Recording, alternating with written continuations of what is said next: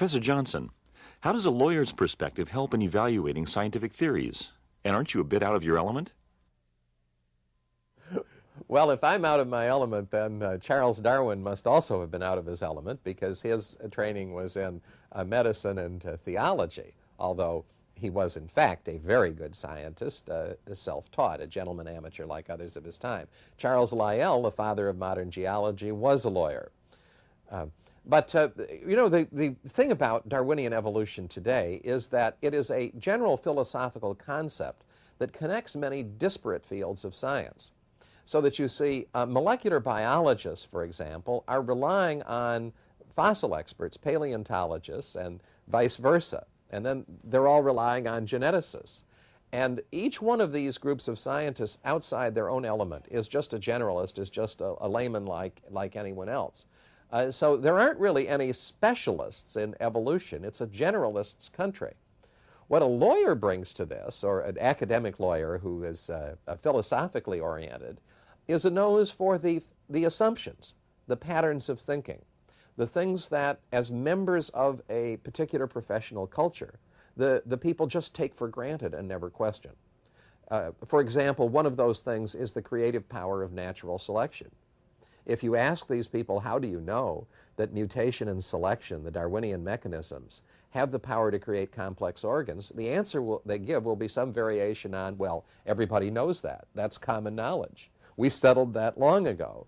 All of these things that say, we've just decided not to think about that, but simply to assume it.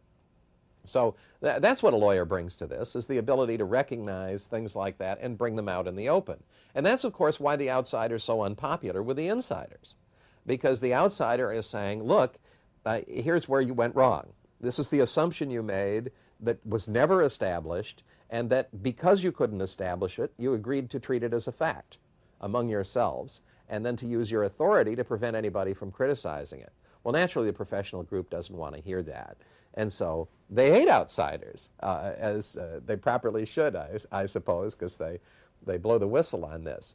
The other thing to be said about the outsider is that every one of the great authorities of Darwinism, from Charles Darwin and T.H. Huxley at the beginning, through Dobzhansky, Simpson, and Julian Huxley a generation ago, to Stephen Jay Gould and Richard Dawkins, and so on today, is that every one of those authorities wrote books for the general public. They addressed the general public, and not a single one of them ever said, this evidence is inaccessible to you. Don't try to figure it out because you can't understand it. Indeed, the implied premise of all the books was, it's easily understood. And anyone who isn't completely prejudiced or ignorant can see that it's obviously true. So I like to think of myself as the reader for whom all those books were intended, and I'm speaking back to the authors and explaining to them what they overlooked. That in fact, their books are not convincing because they're assuming at the beginning of the inquiry the point that they claim to have demonstrated at the end, and so there's a thinking flaw. So instead of responding to that, naturally they say, oh, why don't you shut up and leave us alone so we can continue to get away with this. Have any of your critics acknowledged that Darwinism is something akin to a secular religion? I had the honor to be the subject of a program at the American Association for the Advancement of Science annual meeting in Boston in February of 1993. Michael Ruse gave a lecture on me, which was intended to be, from its abstract, an exercise in what we might call Johnson bashing. But what he did was really very surprising. He, in fact, confessed that I was right on the main issue. The main issue is that what they call evolution, that is naturalistic evolution, metaphysical naturalism, is founded on a highly debatable and controversial philosophical program, and that it's been used as a religion by evolutionists from the beginning. Ruse cited T.H. Huxley and his grandson Julian Huxley, as well as other figures, were saying that what they're really doing is using this as a cultural platform, as a religion in all but name. It functions as a religion for them. Now then he said, of course, we should acknowledge this among ourselves as academics because we're sophisticated, we want to talk about the truth, but we would not admit this to a school board, nor would we admit it in court, you see. And of course, that's what happens. I've been observing this for years. The sophisticated people in the universities know that this is founded on philosophy. But because it's their philosophy, you see, they think that's fine. And because they have contempt for the public, they think that it's all right to mislead the public through, propaganda, because the public doesn't really deserve to know the truth. After all, they're not intellectuals like we are, and so we can say anything we want to them. That is a widespread attitude, and I give Michael Roos credit for admitting it in public, that is, in fact, what's going on. So it was marvelous, of course, for me to hear the tape of this public meeting, and I hope every school board and every judge in the United States becomes aware that when they get testimony about this from representatives of the scientific establishment, they're getting something which is very different from what these people say to each other in private. It's the public story. They keep two sets of books, in a word. If Darwinian theory is such a poor theory, why don't more scientists reject it? There are two reasons why more scientists don't reject it. One is that if they did, they would lose all of their prestige within science. They would never get another research grant.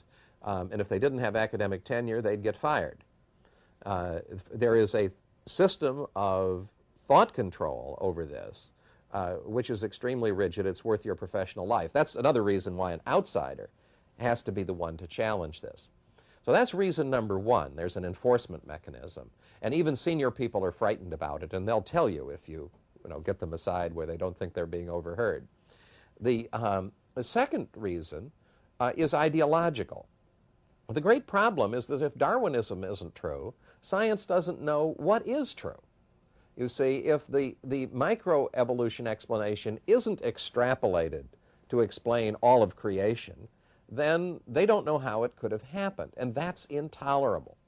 All of the philosophers of science that are writing for the modern era have explained that science doesn't like to have no answer.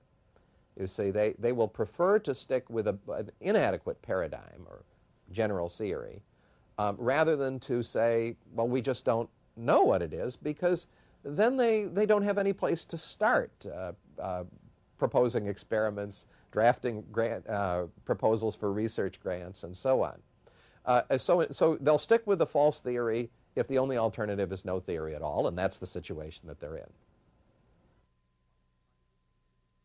What can be taught legally in the science classroom? Well, that's unclear right now. There's authority that even at the university level, one may not tell students that there might be something wrong with the naturalistic picture. There actually is a Court of Appeals opinion which seems to suggest that. I can't believe that that's really the law, but there is a lot of feeling among intellectuals and even among judges that academic freedom and freedom of speech stops at this issue, that naturalism is sacrosanct. Really, that's what it is. It's Darwinism as a manifestation of metaphysical naturalism, and that freedom of speech just does not apply to this issue. Oh, in the home it's okay, you say, or in church you could say things, but out in public where it might make a difference.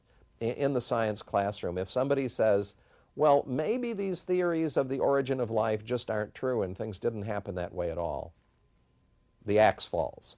Then that's when action is taken to make sure that students are protected from hearing a thought that might unsettle their minds, that might unsettle their certainty that naturalism is the whole truth. So I think this is the biggest free speech area of our culture at the moment, and I'm afraid a lot of educating of the judiciary has got to be done, and of the legal profession, to wake them up to this, because they still think, many of them, I mean, many do understand this, but many judges and lawyers still think that the great need is to protect the independence of science, from some biblical dogmatism. But that is the issue of a century ago. The issue of today is, how are we to limit the authoritarian aspects of the scientific culture, which in fact controls the educational institutions, which in fact is the only channel of information to the elite media, to the television networks, to newspapers like the New York Times, and that it has such a strong, effective, authoritarian propaganda hold on the society. They're the college of cardinals in our culture that needs to have its power limited by constitutional means. Professor Johnson recognized that Darwinian evolutionists want to have complete control of any discussion about origins and be the judge and jury and not even allow our side to present our case. Professor Johnson has also concluded that Darwinian evolutionists have no real evidence to support their conclusions, just interesting observations that have never nor will ever be proof that one kind of animal can change into a different kind of animal. As you have seen, Professor Johnson, with his experience as an attorney, is well qualified to point out when the process to determine what is the actual truth is flawed and when Darwinian evolutionist logic is terrible. He also has great insights into the intimidating techniques of Darwinian evolutionists, their underlying unsupported presuppositions, and their true motivations. More in Part 2. Jesus said, "If you believed Moses, you would believe me, for he wrote of me. But if you do not believe his writings, how will you believe my words?"